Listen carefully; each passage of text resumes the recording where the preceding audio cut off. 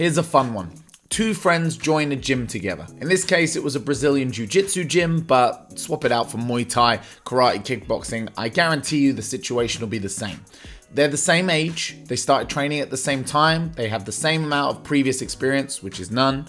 They're doing the same classes, they're putting in the same amount of hours. The only discernible difference between the two, one competes and one doesn't. Now, the question I received has come from the friend who does not compete, and he was very candid in his question and what he said. He basically explained that he's never been interested. He enjoys learning Brazilian Jiu-Jitsu, he loves the classes, he enjoys the coach. He just said there's nothing in him that makes him want to go travel to a tournament, sit around all day, compete for a few minutes, and maybe come home with a little medal. It just doesn't appeal to him. He understands it for other people, it's not for him. No problem. However, in rolling with his friend, he started to notice a significant gap starting to develop between them in terms of skill, as in his friend has started tapping him out and getting dominant position more and more often. And again, I'm talking Brazilian Jiu-Jitsu here, but like I said, swap it out for Muay Thai, getting hit more, defending more shots, catching more legs. We're all doing the same stuff. Now, he's spoken to his friend about this, and he's pretty sure his friend isn't lying when he says he's not attending any extra classes or doing any secret one-on-ones that's giving him the edge. He is quite sure that the only difference between them is the competition. So his question is, does competition really create such a gap? And if so, which in this case it seems to, why? I don't generally like to talk in absolutes. There's always two sides to every story. There's always different ways to skin a cat. However, this will be the exception to my exception. Competition makes better martial artists. Now, what I'm not going to get into today is whether competition is good for martial arts, because that's a very big topic and we'll end up getting into things about politics and rule sets and kind of working around the rules. It's not the topic. For today, it's this exact example. You got two guys starting at the same time, training the same amount. Does competing make a difference in their progression? Now, like our friend alluded to, and for any of you that have done competitions or attended competitions, you'll be well aware that, again, regardless of martial arts style, you'll spend most of the day sitting around and waiting. You'll arrive, you'll weigh in, you'll get your registration sorted, you'll figure out what mat you're on or what ring you're going to be fighting in and roughly what time. And then the waiting game begins. You sit around for multiple hours to then step on the mat or step in the ring and compete for maybe 5, maybe 10 minutes. So it's not like you're gaining a ton of extra mat time. It's not as if all of this adds up to all this additional training. The actual time spent doing the sport is relatively small. So it's not that you're just getting extra time training because you're competing. There's something to competition that is causing a catalyst of growth and improvement in the martial art. Competition introduces a whole bunch of factors to your martial arts, and we're going to go through 3 of them and why I think they have such a significant impact on your level of development and why you might want to consider competing if you feel like maybe you've stalemated a little bit, or maybe, like you said, you feel like people are starting to leave you behind. The first thing is the unpredictability of the draw. When you go to a competition, you have no idea who the other person on the other side of the arena is going to be. You have no frame of reference for their ability, their level, how long they've trained, what they know, what they don't. Majority of the time, unless you're a seasoned competitor and you get familiar with the people in your draw, you are fighting an unknown and you have to figure it out and work it out on the spot. Now, juxtapose that with your gym, where if you've been sparring and training for a while, which I assume you have been if you're going to jump into competition, you start to develop an understanding of what the pecking order is. You know who the tough guys are, you know who the best guys are, and you know those ones that you can work with a bit more and the ones that you can get away with a lot because they're just below your level. The other thing about the guys in your gym is that they all operate probably under a similar system. And once you've sparred anyone enough, whether they beat you or don't beat you, you become familiar with their attributes. Do they lead with the kick? Do they prefer this position on the ground? Again, I'm trying to talk universally for martial arts. Let's stick it to jiu-jitsu so that we don't get too wrapped up in it. They like going from half guard. They like working for arm bars. You know what I mean? They've got specific things that they aim towards and work for. And you get accustomed to that. Now, these guys at competition might have a completely different system, a completely different focus, and might work for completely different things. Now, where this becomes a benefit to you is you get to see where you sit in a larger pecking order. So rather than being the big fish in the small pond that is your gym, you get to see where you fit in the ocean. And this is a big part of learning how to swim with even bigger fish. You'll fight people and you'll figure out, oh, I may be out in the first round and I don't get a single point. You've understood. You're right at the bottom of the pecking order in terms of competition. Maybe you get through the first round. Maybe you get all the way through and you only get eliminated on points. Maybe you get subbed out early. But you get to learn something about where you sit within the position of things on a much larger scale than just what you'd find out within the people and the bodies that train in your gym. And this brings me on to the second point, pressure testing.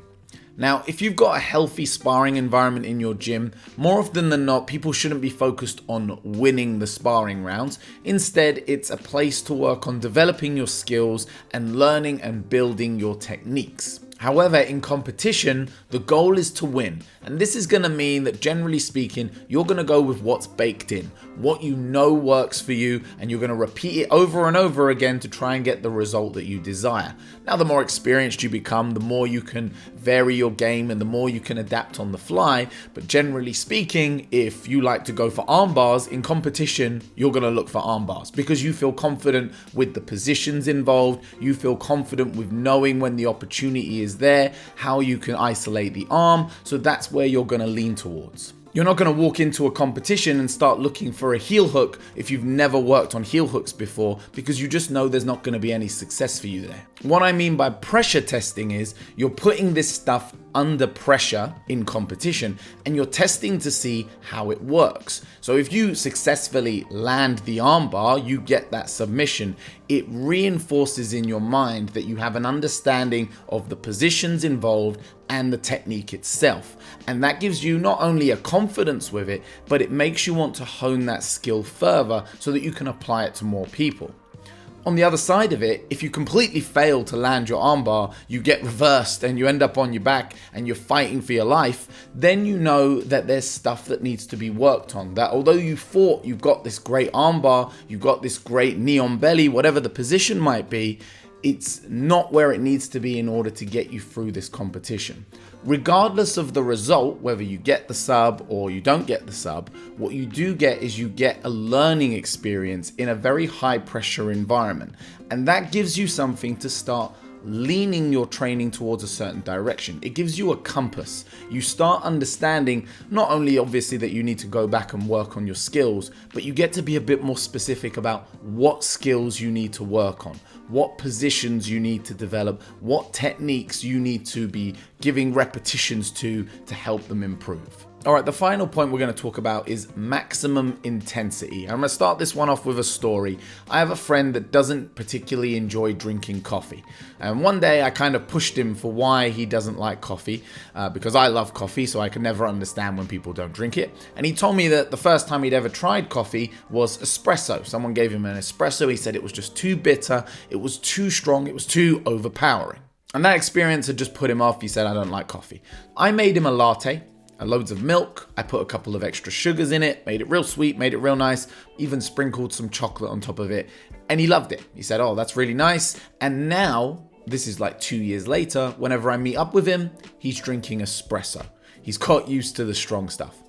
It's the same as like spicy foods. You might start off enjoying mild foods, and then you start developing a taste and a want and kind of a palate for a spicier dish. And the more you do that, kind of the spicier you can go with it. Competition is like espresso. Competition's like a vindaloo, like a hot curry. And when you start with something like that, and then you go back to your gym, the lattes, the tikka masalas at your gym, which I'm not talking in terms of ability, I'm talking in terms of the intensity of the experience, you can handle it easily. Suddenly, it's not that spicy, or it's not that intense, and it's not that powerful. What that means is when you go back to training, you're so much more capable of absorbing what's being taught, because you're not being in that fight or flight competition mode in the class. Instead, you've experienced that at a competition, and what it does is it kind of tempers everything else down. Once you've experienced that level of intensity, everything else feels a lot calmer. Even when you're rolling hard at the gym, it's different to the environment when there's people around, when there's a referee standing over you, when coaches are shouting from the corners. It makes a huge difference in the dynamics. And again, what this means is you're just far more able to absorb the teachings and observe what's going on and feel what's going on within the role or within the sparring round. Also, that exposure to that high intensity, it really lets you get to know where your gears are. And in terms of the gears, I mean when you need to really rev it up and go for a finish or try to land a submission, or in the survival mode where you're trying to protect yourself, and when you can kind of dial it back and reserve yourself and save a little bit more energy for later on. And again, this will translate into your training, meaning you're not getting tired as quick. Not because you're fitter, because you put in more time, but because you've experienced that high intensity and you know that you can go there, you've been there and you felt it. Again, everything else feels that much more manageable, and you build a higher tolerance for being able to push at a harder pace. Now, I want to make one thing clear, and that's that I don't believe you need to compete. If you enjoy your martial arts training, if you benefit from it, you enjoy learning at your own pace, and like this guy said, there's no interest in competing, that's absolutely fine. There's no judgment from me, and there certainly shouldn't be from anyone else. That's your choice and you're cool. Like this guy, you might experience that if you then spar with someone or roll with someone who's the equivalent of you, let's say the same belt, but they're competitive, you're probably gonna feel a difference because there's gonna be one. The same thing goes for if you enjoy Muay Thai, you go to the gym, you do the pad session, you hit the bag, and then you come against someone who regularly competes, but they've been training the same amount of time as you, they're probably going to whoop you, right? It's just because all of those experiences that you gain from competition, they're kind of accelerated learning experiences. It's an intensive course. It's not more time, but it's like these big light bulb moments that you get from competing that are very difficult to simulate in the gym. It's why you get better the more you compete, and it's why you get better the more you train too. But the more competition you do, you'll see these marked points of improvement because you just hit these certain moments where you're like, oh, and a whole bunch of stuff clicks. Now, those moments will come for you normally if you compete or not. They just seem to get there a lot faster when it's done in competition. So there we have it, guys. I hope today's video has been helpful. Apologies for the raspy voice. I'm fighting off a little bit of a cold. If you've enjoyed the video, hit the like button for me. It really helps out the channel. Subscribe. We've got new videos coming every week, and I will see you on the next one.